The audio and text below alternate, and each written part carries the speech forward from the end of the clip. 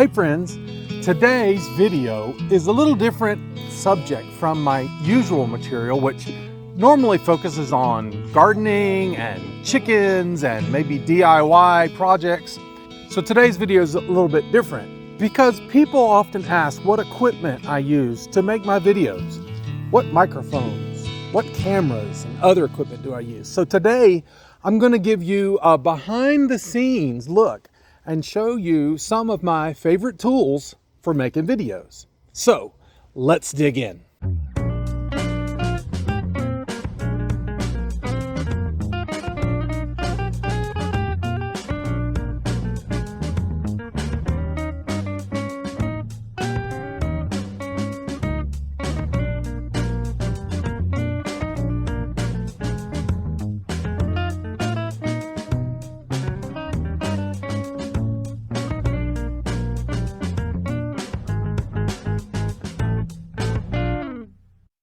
Hey, if you'd like to get 10% off some great treats for your pets, check out the Grubterra link in the description.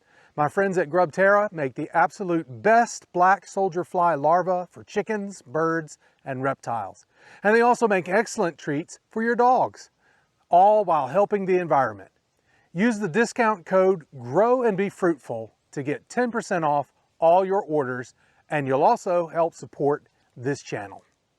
Believe it or not, almost all of the videos on this channel are made using a smartphone. So I'm not using a big fancy video camera.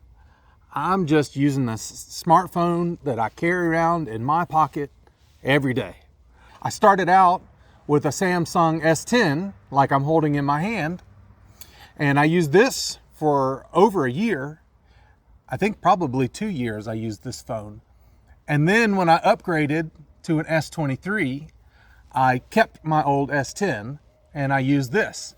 But I primarily use the same phone that I carry around in my pocket all day long, that I use for phone calls and texting and browsing the internet and all of that. But I also now, because I upgraded my phone and I kept my old one, I have 2 cameras that I can use. And to be honest, the Samsung smartphone is one of the very best, simplest, easiest, most convenient cameras that you can use for doing YouTube channel videos. If you think you need some big fancy schmancy camera, you'll be surprised. These are great cameras. They're very versatile, excellent video quality, and they have a great microphone on them. I did eventually upgrade to a wireless microphone, like you can see that I'm wearing here, and I'll talk about that in a minute. But I honestly think that the microphone on the smart camera is actually, I like it better. It picks up a lot more of the ambient sound around, and since I'm doing gardening videos, nature videos, I like the sound of nature that's around. Now, if there's wind blowing, then it can cause microphone noise. Or if there's cars driving up and down the road, and I don't really like getting the car sounds in the videos, this little wireless microphone that I use is much better at canceling that out. A lot of times I just use the microphone that's right on the smart camera. And so that brings me to the second thing that was to get one of these wireless microphones. This is a Rhode Wireless Go II. And it cuts out all the wind noise and all the ambient noise. So, you know, you wouldn't hear my air conditioner running in the background. You wouldn't hear cars going up and down the road, or jets flying overhead, or maybe the neighbor's dog barking. So this is a much more clean sound. It just picks up my voice. But a lot of times what I will do, because I like the ambient noise, I will use the Wireless Go II Pro for my voice, and then I will sort of mix in some of the ambient sound that I've picked up with my smart camera.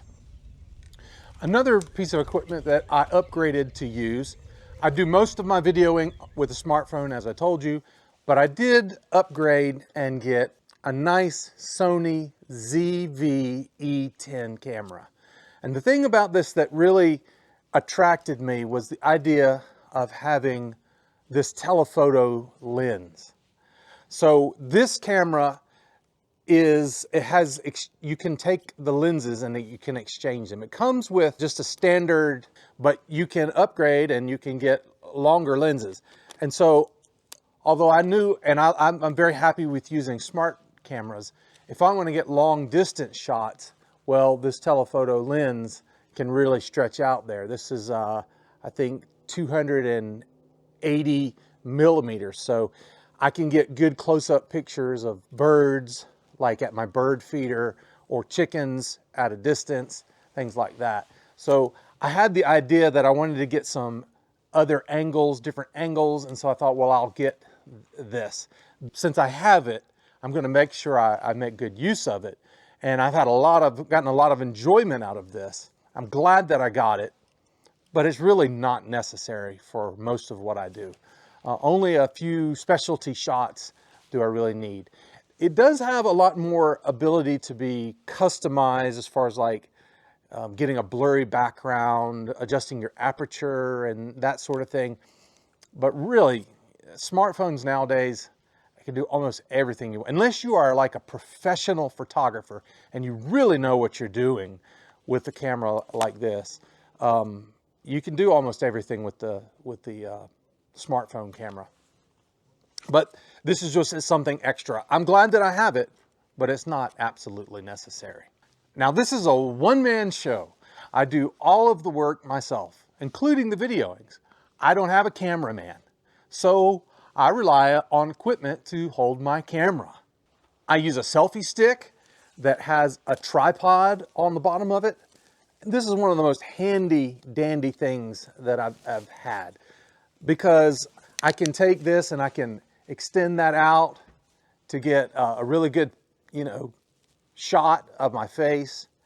And I also can, I can take the tripod and open it up, and that just, when I need to, I'm out in the garden, this is something that I can set on the ground or set on a bucket, and it just makes it so versatile. Of course, I do use a full-size tripod as well. As you can see here, as I'm filming this right now, this is what you're seeing.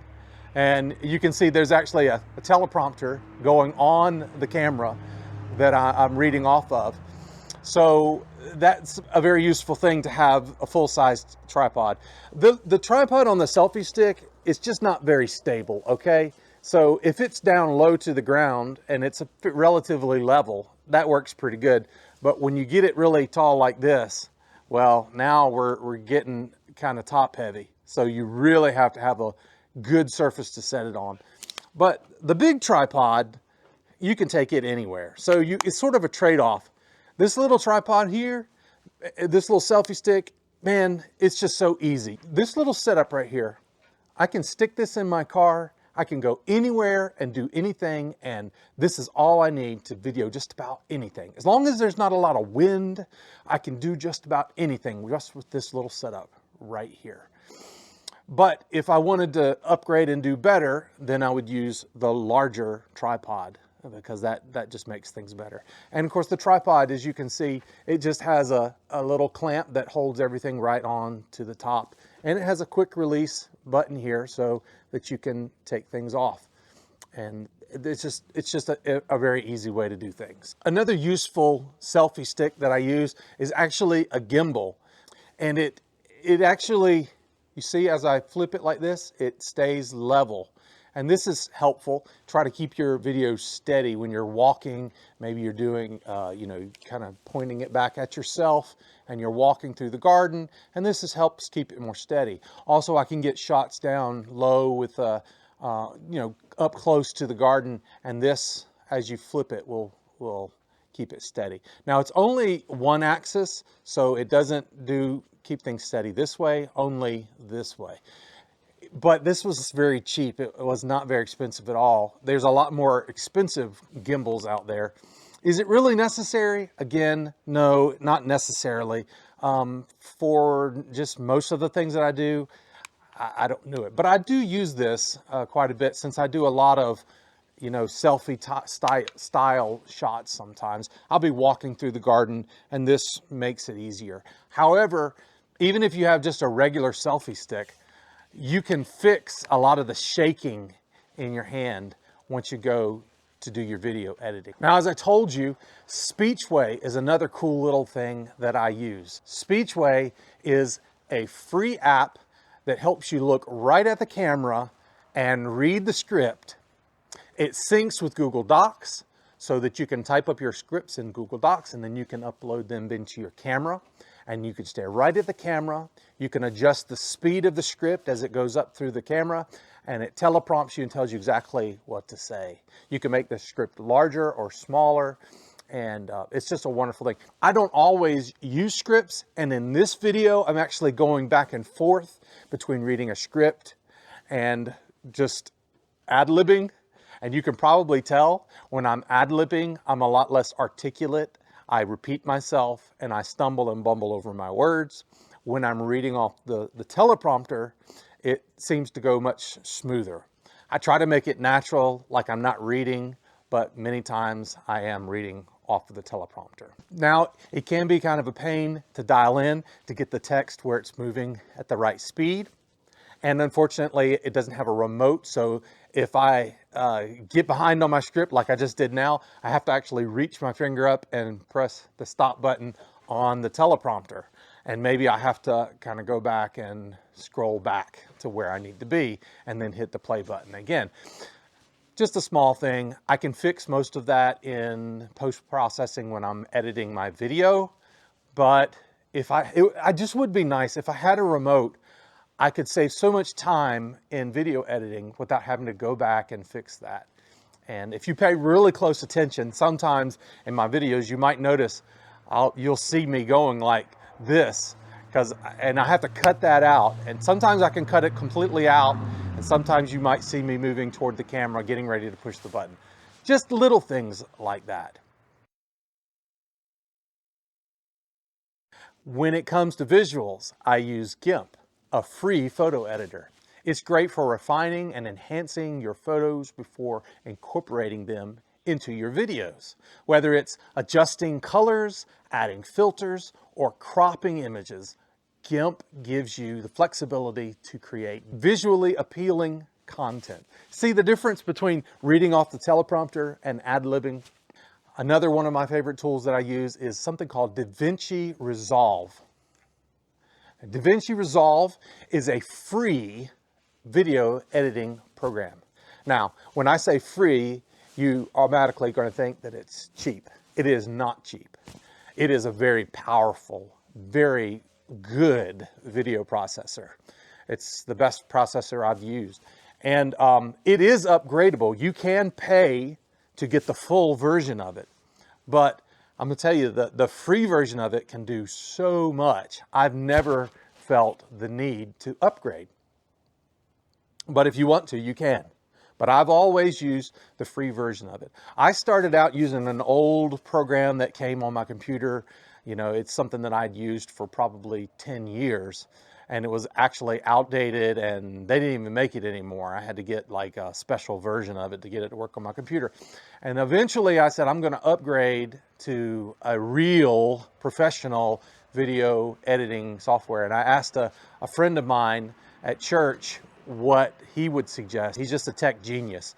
And he recommended DaVinci Resolve. And that's what I went with. It has a little bit of a learning curve just to get in there and learn how it works. But once you get the initial hang of it, man, it's really easy to use and really powerful once you get going on it. And there's tons of YouTube videos out there that teach you how to use it. And I'm still learning stuff all the time. But I feel like I've gotten pretty good with it, even though I don't use probably 10 or 20% of its capabilities. Just to mention some other technology that I use Audacity, which is a free audio editor.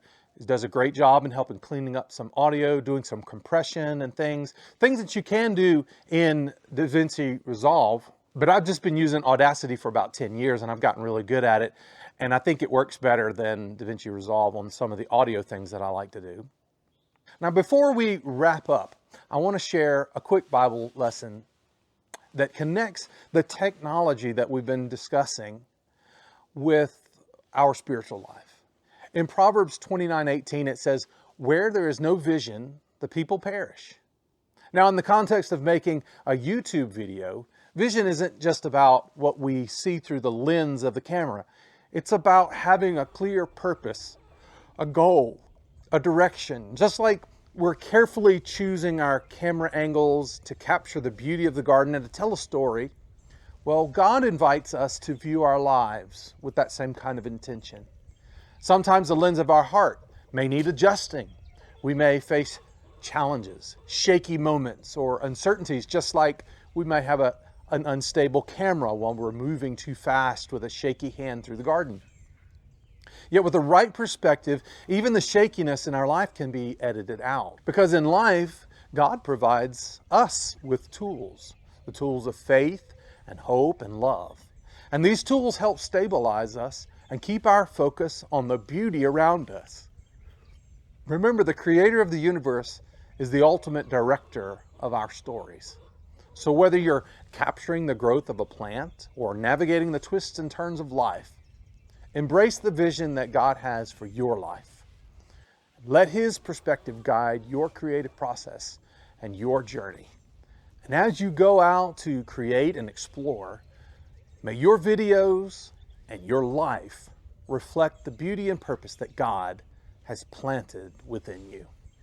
Stay encouraged, my friends, and keep growing in faith and creativity. Until next time, this is Pastor Chris, and I want to encourage you to grow and be fruitful in every aspect of your life. God bless.